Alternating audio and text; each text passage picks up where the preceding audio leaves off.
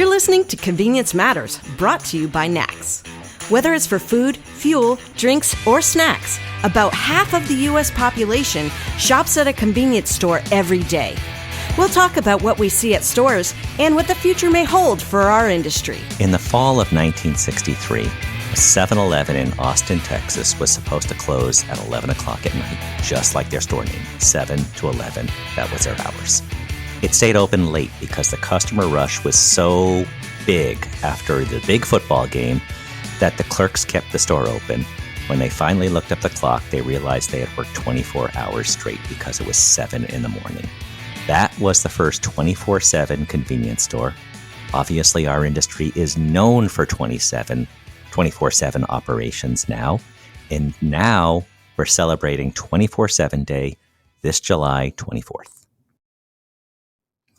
Welcome to Convenience Matters. My name is Jeff Lenard. I'm with NACS, and I'm joined by two colleagues also at NACS, Lindsay Buchanan and Steph Sikorski. And the three of us are going to talk about 24/7 Day, which is the industry's only celebration of 24/7 operations and what it means. So I want to start with you, Steph, in just giving us the big picture about 24/7 Day.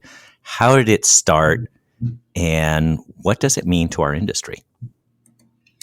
Yeah, a great way to kick it off. So about 3 years ago, in 2018, we took a look at the industry, just where we were seeing charitable giving efforts across retailers and suppliers.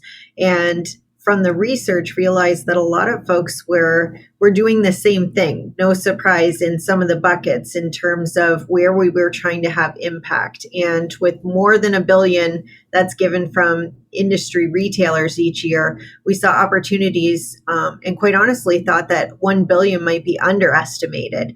When we started to dig into that, we took a look at different areas, from disaster relief to fighting hunger to funding education for future leaders, sustainable environments, healthy kids. These 5 areas, we found that we were all playing in the same area.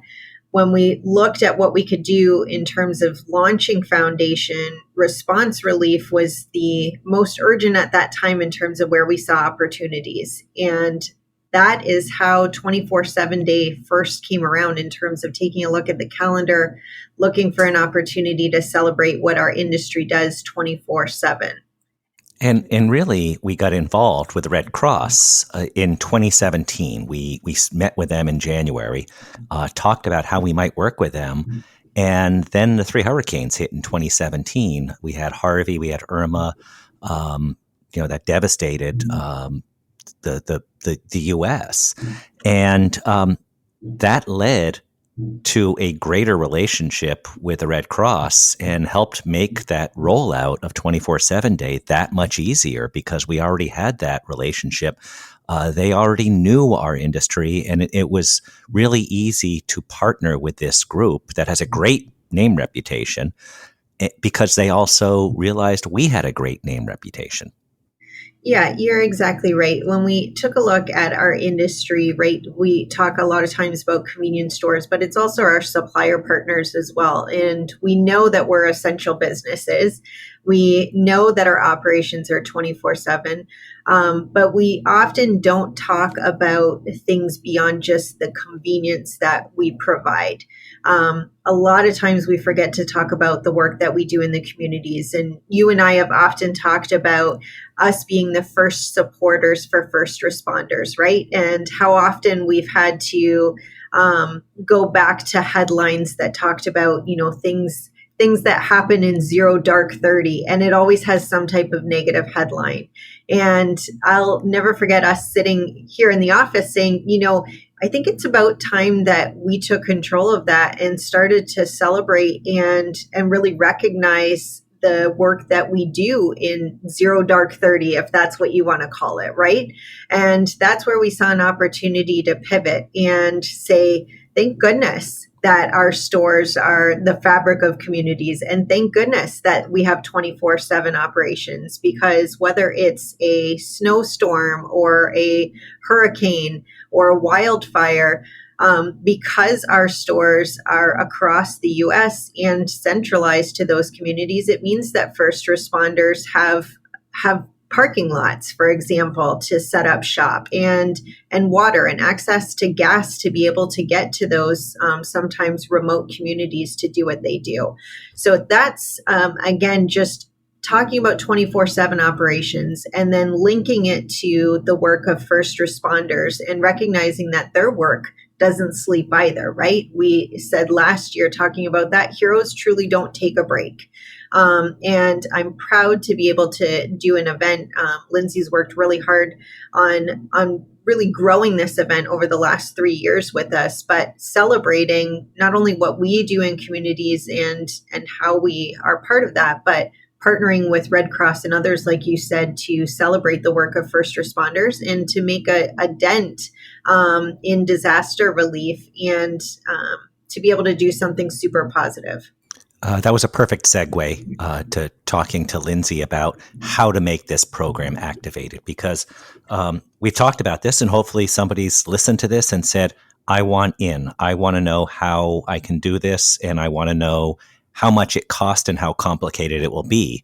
And Lindsay, I think you're going to bust those two myths. It is not complicated and it is not expensive. It's not. Yeah, we actually take a lot of pride in the fact that it is neither of those things. We focus on, uniting the industry. We are the megaphone for the industry and the work that they're doing in communities every day. They are able to come on with us and participate at no cost at entry level. We have additional, sponsorship opportunities that allow you to go deeper in the campaign if that's something you're interested in. But if you're looking to come on board and unite with the industry, there's no cost.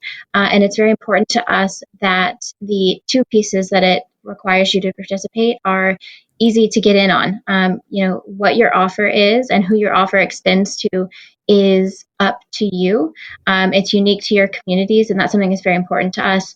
Not that we don't care about, what these communities are and what a local hero is to you, but because we are interested and invested in you honoring your community and the people in your community in the way that is important to you.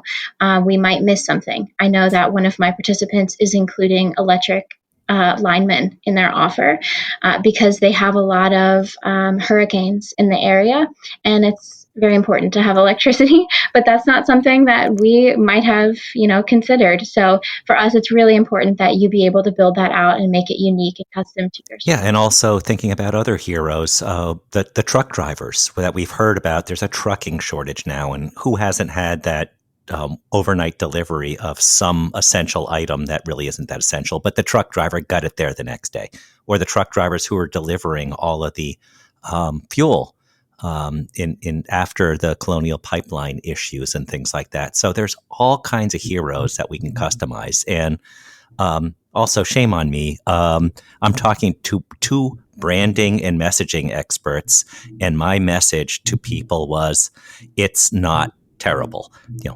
It's not a negative. It is a huge positive. It is something that is very tightly pulled together based on focus groups, and there is no barrier to entry for anybody that wants to participate in this. You get messaging that is focus group tested, and it works around social media. It works around all kinds of different elements of how you want to tell your story. So it's a pretty cool program. And I know, Steph, one of the things that you're proud of is telling people how quickly it has grown. Just exactly. Enormous leaps and bounds in just a couple of years. Yeah, we are entering year 3 from when we first launched. We had 3 different retailers that saw the vision for what this was and what it could be. And Sheetz, Wawa, and Racetrack joined us for that inaugural year. Last year, we were able to grow the program more than 500%. We had more than 18 different retailers participating, more than 20,000 store locations, which is amazing to be able to say thanks and recognize heroes across the U.S. in that way. This year, we are tracking to be over that again. And again, when we say tracking to be over that again, a lot of times you talk about, what the wins are with celebrating something like that. In this case, it's an industry and community win, right? We've got retailers and suppliers that are uniting together. Sure, they could do it individually and recognize those hometown heroes one-on-one. But what an amazing thing to be able to come together across the US on one single day, 24/7 day, July 24th, and to be able to say thank you as a collective. I don't know other industries that have something like that that's celebrated from an industry standpoint. We also recognize that the work of hometown heroes and disaster relief, it doesn't sleep, right? So we also know that while we're recognizing it on a single day, this is something that happens year round. There's amazing stories of what people are doing in communities and what individual retailers and our supplier partners are doing. But we saw an opportunity to stop and pause and recognize that on a single day. And whether it's grabbing a cup of coffee at a local convenience store, or in some cases, we've had partners that have done tacos and lunches. In some cases, it's been a check to the American Red Cross. So there's, as Lindsay talked about earlier, there's all different ways that you can customize the program. It's important that it's unique to your own community's needs, that it's specific to the type of disaster and response relief that's needed in those communities. And it's important to be able to pull together and create those offers that make sense for your own communities. And our job, as Lindsay said, is to be that megaphone to help celebrate it and get the recognition out there. And we're also hopefully coming out of this pandemic now. We're seeing that more people are freely traveling about, that routines are picking up.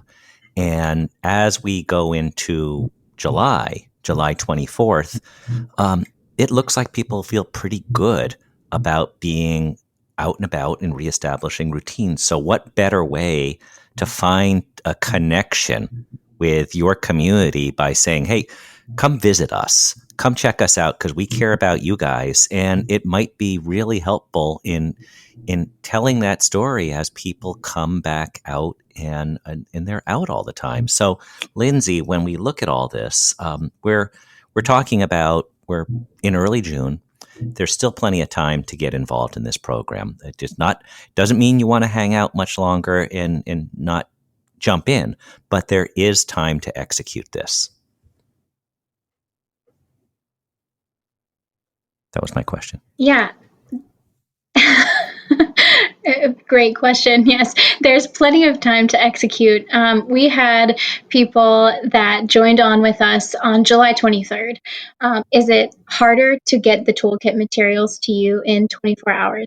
Yes. Can we do it? Also, yes. There's just less time to promote your offer and your brand alongside the NACS Foundation brand.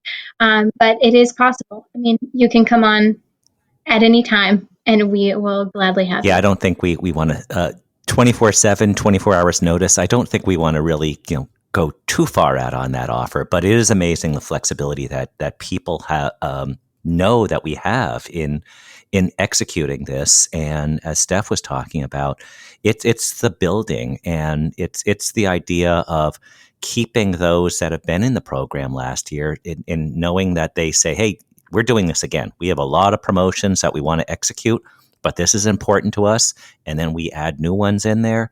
When you look at 20-some thousand stores that are part of this program, and you think about how big that is, there are about 35,000 grocery stores in the country. So the equivalent would be as every other grocery store in the country did something like this. So this is truly a movement, Steph. And there has to be some real pride in how you hear from people and what they tell you, that this is just a program that fits their brand character very well.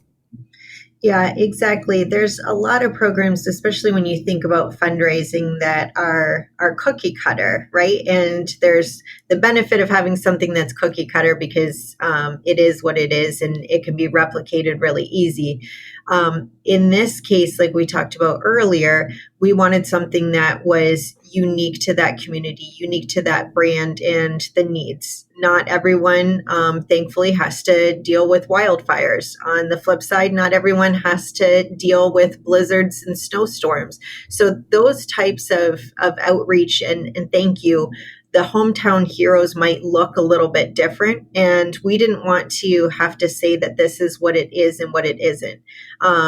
At the same time, we also knew that the focus of the program and the response relief pillar of the foundation, which is what 24/7 sits under, was for us to be able to expand the reach and the impact, and importantly, the awareness of what our community does. And when I say our community, I mean our industry, how convenience stores partner with local communities and individuals when we're needed most. And we really felt that by aligning our efforts, that there's a real power there. We can have not only deeper engagement with our employees, because a lot of times what we've heard, and Lindsay's heard this more even than I am working directly with them, is that employees had comments like, wow, I had no idea that I was a part of a company that cared so much about the community. And this is fantastic to be able to give that cup of coffee or that sandwich or whatever that offer is as a way of saying thank you. That's a lasting impact, right? And it goes beyond just 24 hours, 7 days a week. That's year round. We also know that by aligning that way, we have greater impact. So instead of making an impact by that single store in that single community or that single street corner, now we have 20,000 plus sites and growing where we're able to make impact. And hopefully we don't have to deal with another pandemic of this size. But again, by uniting all of us together, there's strength there for whatever we might need to tackle in the future. And now you've got this stronger community. And by community, I mean nationwide. We do have our eyes on growing globally, but nationwide, to where we can quickly assemble individuals and companies. Now we have a whole network to be able to affect change and to really respond to whatever that disaster and type of relief is needed. I want to just touch on one point that you mentioned. You talked about the employees, the value for employees in this. And I think that is huge. And I think it needs to be restated that we're right now, when we survey our members and we ask, what are the biggest challenges you face? Number one is it's difficult to get and keep labor. It's just an incredibly difficult market. And when you're able to make that job a little bit more meaningful, because you're tied into a national celebration and maybe your company's part of this, and then you see something on the news, it just reinforces that this is a big deal and that you're celebrating heroes that everyone wants to be in line with, because they're what keeps the community together. I think that's a really cool point to reinforce as this program is rolled out this year. No, you're exactly right. I mean, it's got impact on both sides of the counter, right? It's impactful to the community member, whether they are one of the local heroes or that community member is making a purchase to help support disaster relief efforts, or it's the employee. And while the employee might be on the other side of the counter, they're still a consumer, right? We still vote with our dollar, if you will, in terms of how you want to purchase, where you want to work. And for a lot of people, a paycheck is one thing, but having impact and knowing that you're contributing to something that's bigger and positive, and you can be part of something that has real measurable change, is really important. And that's what we heard with 24/7 Day was, it's so fantastic to be able to talk one-on-one and say thank you to those that come in, and just the volume of people that are coming through those front doors and being able to say that on a personal level. It's something you don't forget. Yeah, and you're also possibly going to get a thank you right back, because it is a two-way appreciation. And after all, we are essential businesses, and we demonstrated how important we are in communities 24/7. So, Lindsay, wrapping everything up, to let people know, we don't want you necessarily to contact Lindsay on July 23rd. It would be good sooner than later. How can they get involved as soon as this podcast is over to commit and to have something that is unique to their market and their needs? Absolutely, yeah. So there's more information at 247day.org that you can explore and learn about the event itself, who's participating, and there is a contact form if you're interested in going through the site, and one of us, Stephanie or I, will contact you with some more information, or you can email me directly. My email is lbuchanan@convenience.org. Definitely reach out and we can start a conversation. Let's create a movement, because this is really cool. It is the industry's only celebration of its kind, and it is growing, and it is something that means a lot to an awful lot of people. So thank you, Lindsay. Thank you, Steph, for joining us today. And thank you all for listening to Convenience Matters. Convenience Matters is brought to you by NACS and produced in partnership with Human Factor. For more information, visit convenience.org.